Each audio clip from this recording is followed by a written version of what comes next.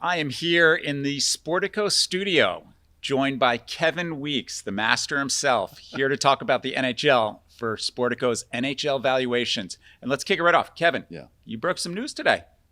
Broke some news today. Thank you. Let's hear Thanks it. for the kind intro. Yeah, today the Minnesota Wild have re-signed their franchise superstar forward, Kirill Kaprizov, one of the most dynamic players in the league. He's must-see TV. One of those players that just brings you out of your seat, whether you're a visiting fan, opposing fan, whether he's playing at home in mini. So a real nice piece of business for them. It's an NHL record-setting contract, highest paid contract, highest valued contract in league history. So huge congratulations to Kaprizov. I've been a big fan of his since the World Juniors in 2015. He's earned every bit of it. And the Wild, that's a big, significant investment in their player, but also in their franchise, in the team, and in the fans. Well, this gets to, we're going to be talking about the business of the NHL right now, and that gets to it. $17 million a year.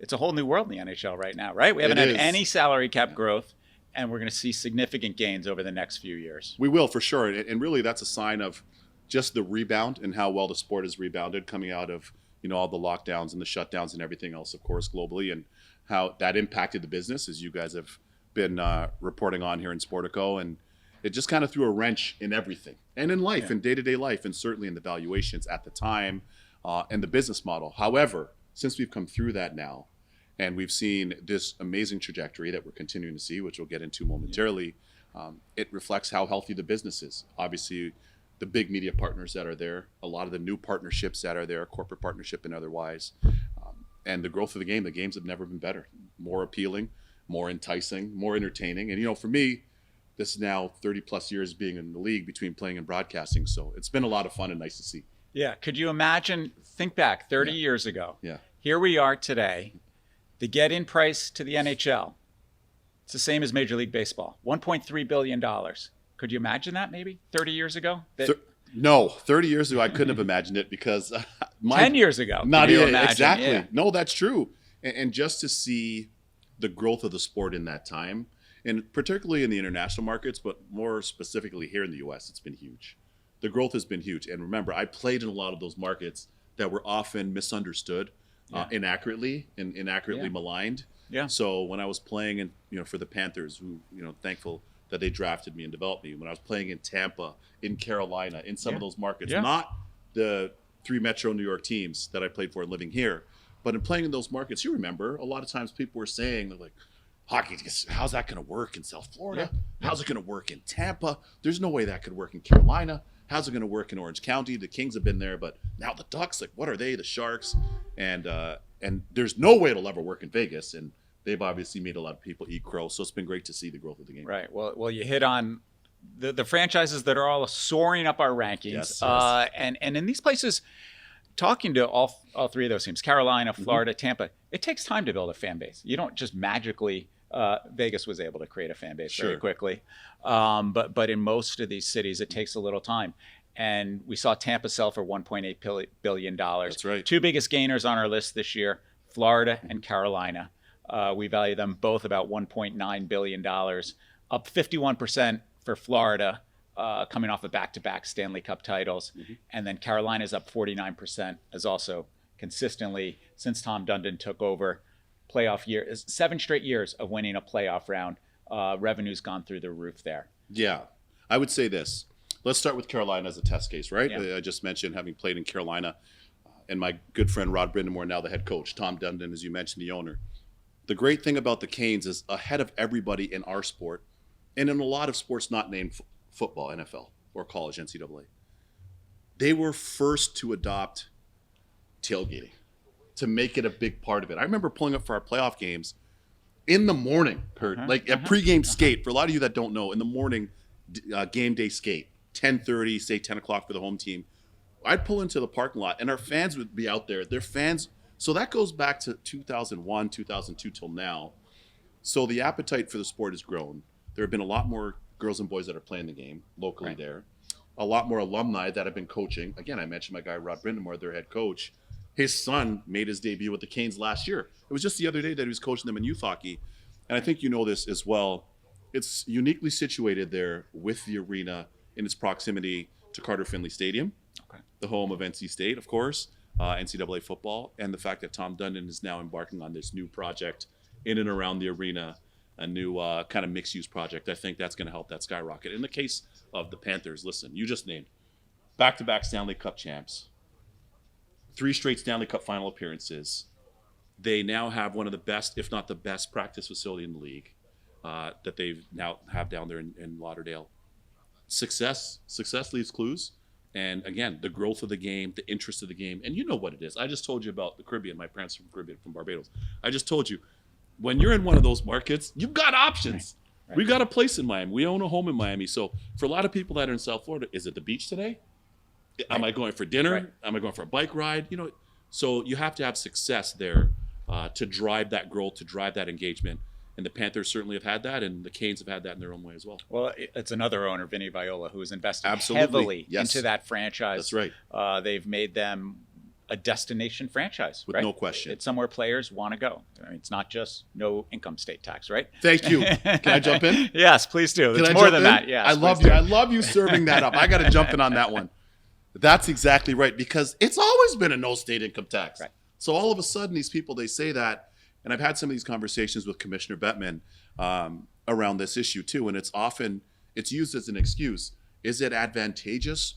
Well, why is it advantageous today? It wasn't advantageous for all these years when they weren't winning, right? But in speaking of Paul Maurice, my old head coach, is a coach there at the Panthers, and different players in their group, you're exactly right. What the Viola family has done in investing in the resources and the facilities and the amenities, it has made it a destination. And players talk. You know what it is. Right. Psst, I didn't know that this was this sweet. Psst, we have this at the practice facility. We take our golf carts. We have this. We have all these amenities. Private chef, this, that, and the other. So, yeah, those are things that are often overlooked or unknown to a lot of people. But you're exactly right. there are huge factors in that success there. Right. Well, we've talked about some of the biggest risers in our franchise valuations. Some of the headline numbers: average value $2.1 billion, up 17%. Crazy. Coming off of massive gains the last couple of years. So now up 108% over the last 3 years, when it was just over $1 billion. But we haven't talked about the top of the list yet. Some of the old school franchises, original 6, Toronto Maple Leafs, number 1, $4.25 billion. 4.25. No surprise there, right? No surprise there. It's my hometown. Born and raised there, although we're New Yorkers now. But I can just tell you, the appetite for the game is insatiable.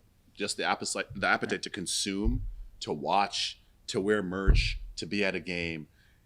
Scott will know this as well, because his son Jackson's a fellow goalie, and he's in the youth hockey circuit in Jersey, but he goes up to Canada and he plays in a lot of tournaments. There are over 150 arenas in Metro Toronto. Wow. Every 5-minute direction in any drive, you'll embark on a rink, and if not, there's an outdoor rink in the winter. So that kind of feeds that frenzy and that appetite and that fervor for the game. But the Toronto Maple Leafs, as much as they're worth now, which is crazy, imagine what would happen, Kurt. Imagine what would happen if they go on a deep playoff run. The last time, consequently, they went to the Eastern Conference Final was against us in 2002 with Carolina, and we beat them and went to the Stanley Cup Final. So it's been a long time. But if they get that revenue in the playoffs, look out. Yep. 58 years, I believe, right? It's been since 1967. Yeah, that's a tough one. Sounds like Toronto could support a second NHL franchise, if I'm not mistaken. But that's a whole nother issue. Do you want to take your time on that? No, or are you skirting that? No. Well, yeah, let's do it. Yeah. Okay. I would say I love your point. And I'm not sure where this will ever get to based on the Leafs ownership and, the Board of Governors and Commissioner Bettman.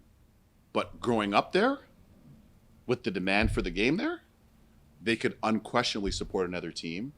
And having played for all these Metro teams here in New York, Devils, Rangers, Islanders, I've played for all 3 of them. Philly's just down the turnpike. But you see the distinct differences between each franchise and their franchise history and the fandom.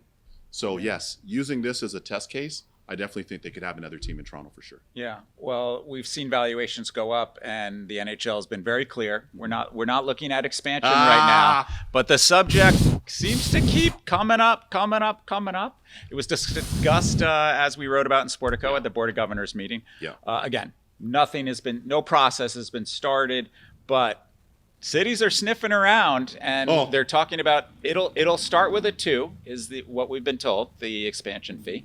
And so what's your thoughts on the conversations that are going on right now in different Kurt, cities? I love that. See, I knew Kurt was dialed in before this show. I knew he was dialed in before this show. I don't know if the cameras are still rolling, the audio's still on. I'm not sure. But you know what? The demand for the teams, the expressions of interest have never been stronger. Commissioner Bettman, Deputy Commissioner Bill Daley, among others, they are fielding calls. They're meeting with different delegations, if you will. Mm-hmm. They are having different conversations. You'd be surprised. A lot of times they're at NHL games just happening in plain sight. Sometimes they're at the league offices up in Hudson Yards. Sometimes they're off site. Sometimes they're down in South Florida, different places. But yes, there have been a lot of expressions of interest. People see how vibrant hockey is. They see how exciting it is, how unpredictable it is. And they see that we have the best playoff, really, the most compelling playoffs, the hardest fought, most competitive in all of pro sports. Right. So all those things say, and by the way, we do have a salary cap system, and it's the best value on the street of the major four right now in terms of your buy-in, with a ton of upside. So if you look at that, the NFL is its own animal. The NBA has now become its own animal in its own way. Major League Baseball, you just kind of mentioned. If you're a legacy franchise, the Dodgers, the Yankees, the Bull Sox, what have you. But aside from that, for the National Hockey League, with this growth, it's a great opportunity. And I've spoken to a lot of different groups that have expressed interest, so you're exactly right. I think it's just a matter of time, and I wouldn't be surprised to see it get to 34, if not 36. And for a lot of the naysayers out there that can support it, I played on expansion franchises, the ones that people said would never work. You know what? Every one of those franchises that I played on has won a Stanley Cup. Amazing. The Panthers have won, now back-to-back, as you mentioned. Yep. The Canes won. Tampa won 3. Yep. Anaheim's won. I mean, you kind of look around. Vegas has won most recently. So I could definitely see it getting at least 2, if not 4, but I just can't put a definitive timeline on it yet. Got it. Well, yeah. If you think about the pricing of these assets right now, they don't have the big TV contract, big national TV contract. Although the Canadian TV contract it is juicy. It's kicking in next year, more than double the previous deal, and in USD. And you also get that local arena business that's just as good as the NBA business. I mean, you have the same sponsorships, you have the same ticket revenue, you have the same suite revenue, and you control the buildings. So you get the same concert revenue when you operate those buildings. Absolutely. Look, I look at the Nashville Predators as an example. They too have went to a Stanley Cup. They didn't win, but they went to that Cup final against Pittsburgh. And you look at the business of how that's kind of transformed down there in Nashville. The fandom, the affinity for the team, the passion, like same thing, youth hockey. And now they're doing this huge capital improvement on the building there at Bridgestone Arena, which we talked about last year, which will be huge. And obviously that'll help bump their valuation. But all that to say, a lot of people looked at that and they were like, there's no way country music, how's it going to work? What's going to happen? And that's been another one of the many strong examples of strong in-market presence and certainly being able to leverage and cross-pollinate in terms of how you promote. So for them, it's the country music, it's the stars, and everything else. It's entertainment, it's movies, it's film. They've done a great job that way, but there is a lot of upside in the NHL for potential ownership, for sure. No doubt. Excellent. Well, Kevin, thanks so much for coming in, talking business of the NHL with us. My pleasure. Anytime, man. Thanks for having me. Great job as always. Hold on. Let's just look at this one more time. Who do we got? Okay, so the Leafs we talked about. Rangers just up the street, 34th Street, which is massive. Madison Square Garden company as a whole is crazy. Montreal has had a real nice rise in terms of their appreciation, in terms of their value. Even though we know they're the winningest team in terms of most Stanley Cups in their storied history, in their legacy. But based on where their team is and the fact that they're rebuilding, they made the playoffs last year. I like what I'm seeing from them. The Bruins are the Bruins, which we all know. The LA Kings are cooking out west as well. But let me just, before we wrap it up, let me give you one team. Yeah. Let me give you one team. I just mentioned Nashville, which is pretty interesting to see what's going on with their business. Another team that'll be very interesting to see what happens is the Islanders. UBS Arena is world class. I know you've been there numerous times. I know Scott's been there. It's one of the best venues. I think their team will trend in a different direction this year and be more exciting to watch. You're still in the Metro New York market. I feel like they're still a little bit undervalued right now. And they're a team that I keep an eye on and a franchise that I keep an eye on in terms of their potential growth. Got it. Love it. Thanks for having me. All man. right. Thank Let's you, do it sir. again. All right. Thank you.